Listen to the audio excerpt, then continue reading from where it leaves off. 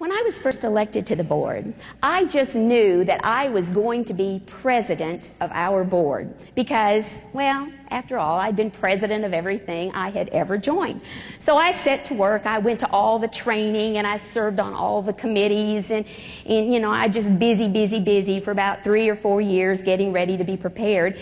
And then finally our board decided that we wanted to elect a different president. Now, in our board and in our state, the president is elected by their colleagues of the board. Is that the way it is here also in Minnesota? Yes. It's not elected by the electorate. It's just, your peers. So there we are sitting in the meeting.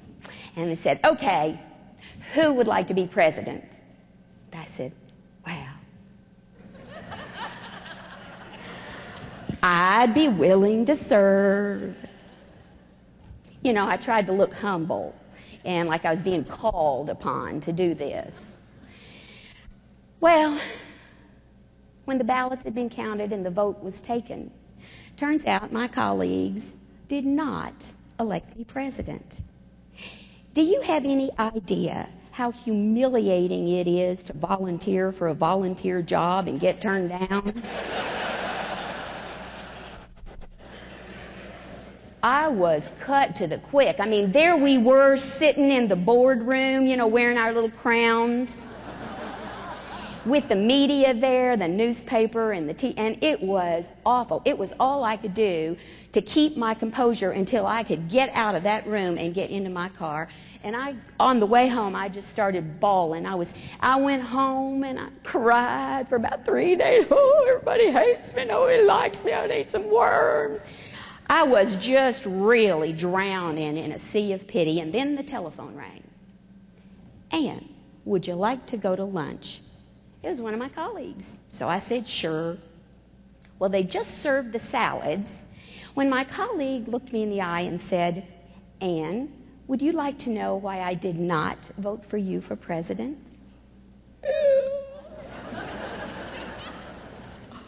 Oh my gosh, do you really want to know? Isn't it just better to think nobody likes you?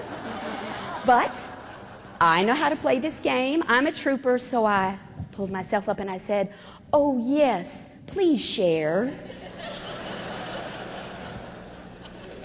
And inside I'm thinking, don't stab me in the heart, please. Now before I tell you what she said, I want to tell you that by law, in the state of Texas, the job of the school board president is to facilitate the meeting.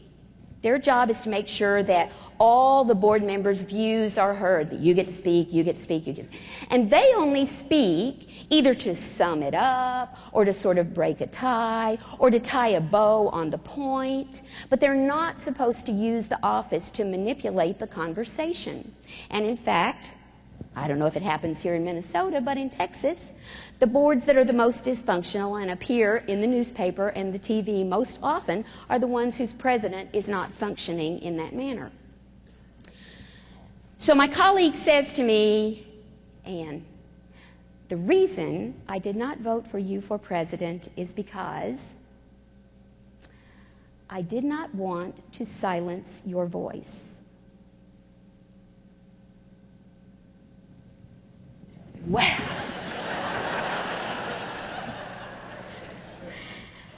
that is a whole different thing. Now, how would you feel if somebody said to you, I do not want to silence your voice? What would you do if somebody said, when you talk, I really listen? Every time you say something, I learn a new insight. You always listen to me so well, and then you add new thoughts and help expand my thinking. What if somebody said that to you? How would you react? Well, I'll tell you what I did. I shut up. Because I decided that every single time I opened my mouth in a board meeting, I wanted to make sure that a beautiful pearl of wisdom fell out. Now that I found out people were listening. Now, this significantly improved the quality of our board meetings. Because instead of, I cut out a whole bunch of bad habits. Instead of restating somebody else's position, in my words, like my words were somehow better than their words, I shut up. And instead of blabbing on to hear myself talk, I shut up. And instead of restating my position over and over and over again, I shut up. I said it in as few words as possible, and then I shut up. And more importantly, I did not open my mouth to speak unless I felt what I had to say actually moved the conversation forward. So I didn't say, oh, yes, I think so too, and let me tell you how I think that's exactly the right thing, and then spend 5 minutes just agreeing. You know, these things waste all of our time. And over time, I don't know whether my board members appreciated it or not, but I did, because I got to where I learned about the business of being a school board member, and I developed what I call the leading from the back of the bus theory. Now, you see, in my theory, I am sitting at the back of a great old big public school bus. It's a big old yellow bus, and it's the olden days. I'm sitting on the very back seat, which is a bench seat. That means it's pre-ADA. Here I am sitting here, and you know, I can see all of what's going on in the bus from where I sit. Now, up in the front, driving, is the superintendent. Boy, that superintendent's just so busy. I mean, and the windshield wipers are flapping, and bugs are splatting, and the windows are, this is a public school bus, so there's no air conditioning. The windows are down, and wind is blowing in, and there's horns going on. And right over on the right side is the school board president with a map.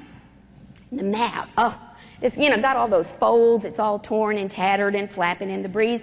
And the school board president is busy saying, well, I think we need to turn left. Oh, no, what? Oh, watch out for the stop sign up ahead. Be careful. Oh, my gosh, merging traffic. Now, along the sides of the bus are all the rest of the board members and the administrators and teachers.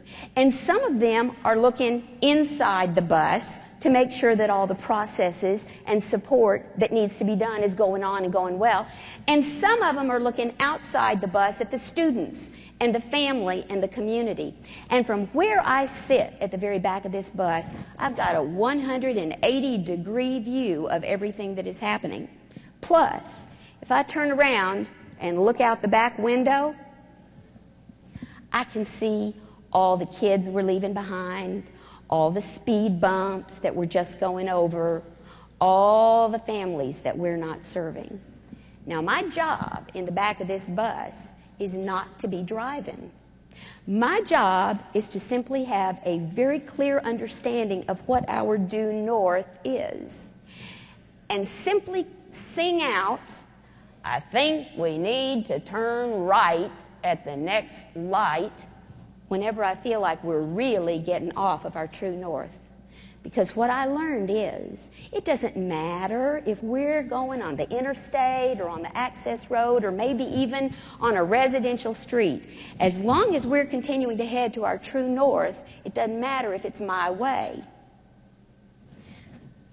This was a very important life lesson for me, and it all began because I didn't get what I want. Life is not about getting what you want. It's about wanting what you get.